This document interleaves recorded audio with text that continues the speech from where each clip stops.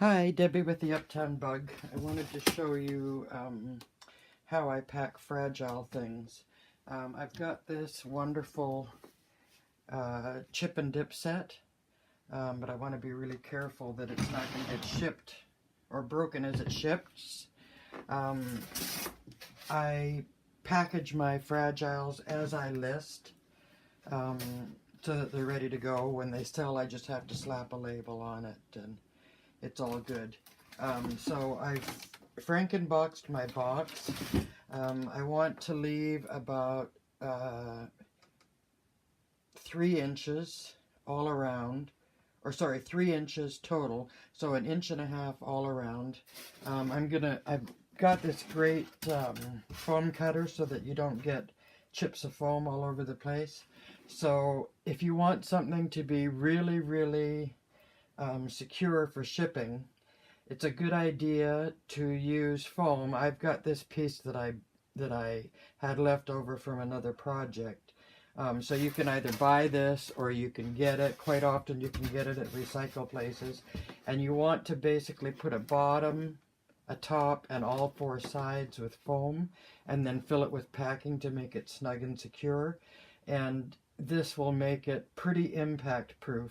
I've sent fragile stuff all over the world and never had an issue with it breaking. So you don't need to worry about it being exact to fit the bottom of your box. It just has to cover most of the bottom of the box. And these little things really work well. These little foam cutters. I think I only paid $10 for this.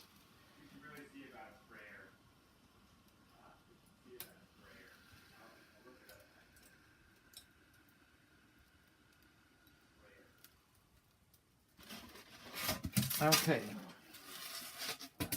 so right now I'm going to make the bottom piece first. I want it to cover most of the bottom of the box, and then we'll go from there. I'm not very good at cutting straight lines. Oh well, luckily that part doesn't matter. Alright, so I've got my piece for the bottom of the box. It fits in there mostly. And I've got enough room to put packing on all 4 sides. So I'm going to put, you don't need to fill it up, but if you put a strip on each side, that's basically most of the side, that's good enough as long as you're filling it with good quality peanuts.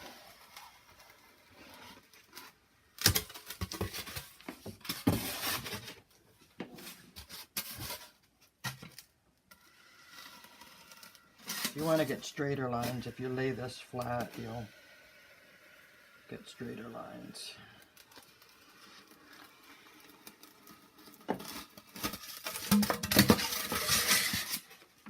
It's a little bit smelly using those, but each of these is just a little bit too tall for my box.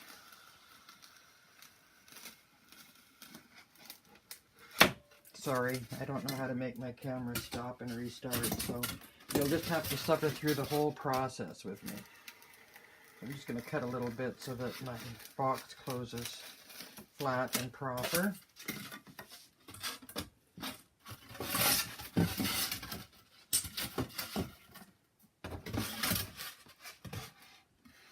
I try to use up every little bit of this flat foam when I can get it, so that I'm not wasting any. Alright, one nice thing about this foam cutter is that it'll also work on pool noodles.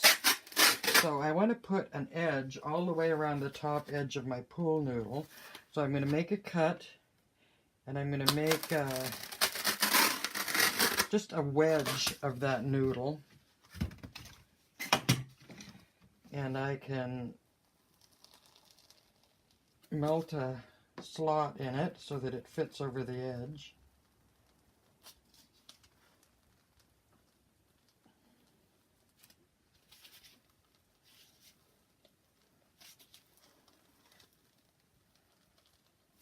Okay.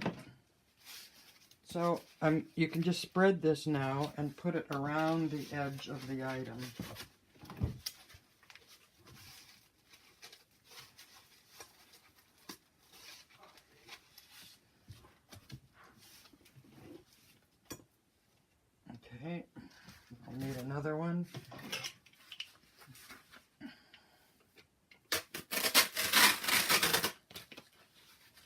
I love these pool noodles for packing. They're such nice, completely dense foam that they really protect things.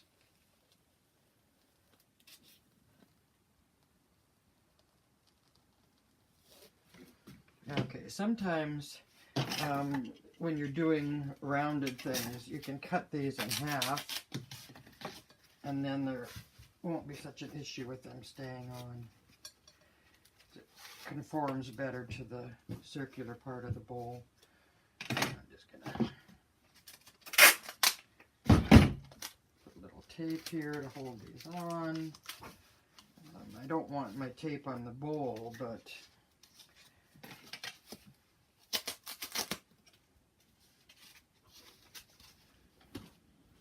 it's nice if it kind of holds the foam together.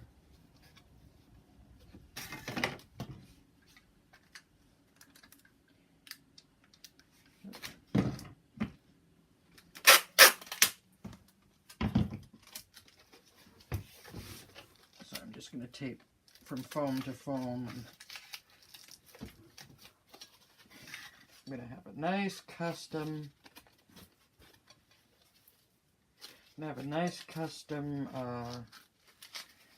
rim cover for my bowl.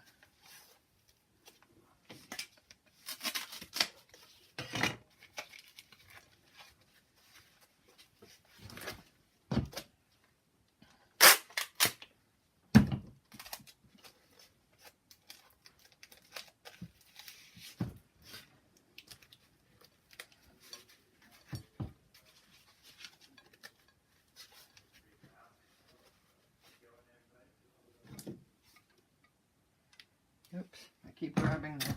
I keep clear tape and eBay tape in tape holders. If I'm taping over bubble, I like to use the eBay tape so it's easy for people to see so they can cut it off.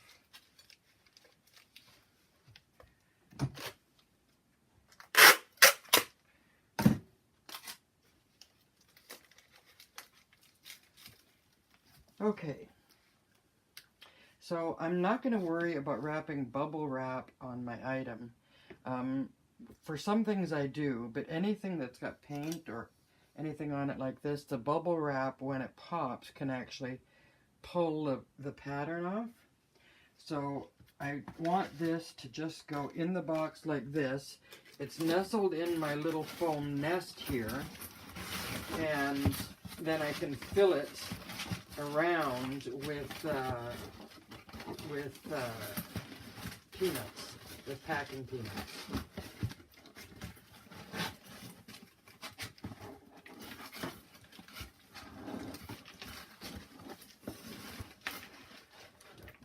Foam has come off the edge a little bit, so I'll just make sure it's seated properly.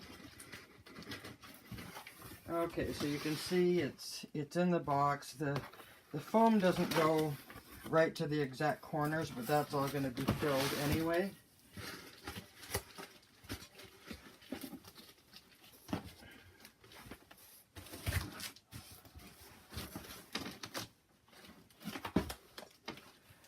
Okay, and I need a little bit more foam for the fourth side.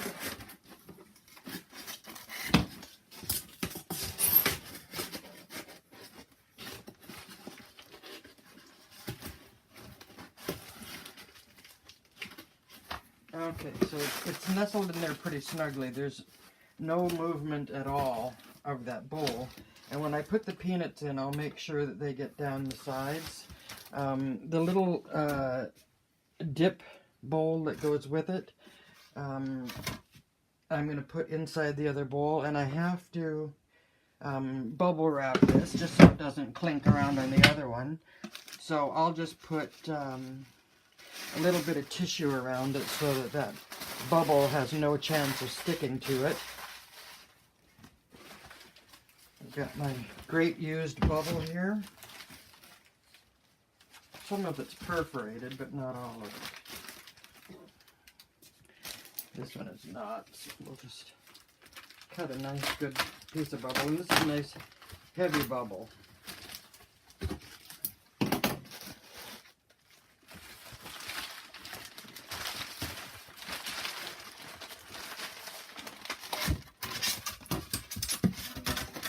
I never use clear tape on bubble because then people can't see where to cut into it.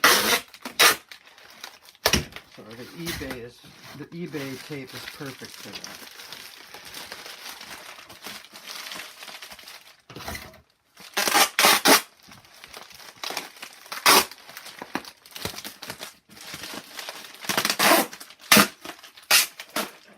Okay, I've got my nice little bubble wrap package. They can see where to cut into it. It fits perfectly within the bowl. So you can see how that looks. I've got lots of room for bubble and, for peanuts and a lid. So now I'll finish up the peanuts into this package. I'll put a lid on it and it'll be good to go. I just shipped depression ware to Australia, no breakage, and it was pretty fragile. So that piece will go in the bottom, or in the top rather. Close it all up, it's good to go, and everything is totally protected in there. There's no movement, and it'll arrive safe and sound. So now this box will be all packaged, ready to go. When I sell it, slap my shipping label on it. I don't have to worry about spending a lot of time every day packing stuff because I do all the packing on listing days. Just makes it easier if you get 20 orders in one day and you can just go and pick them and put labels on them. It's fast and easy. That's it for now. Happy packing. Thank you.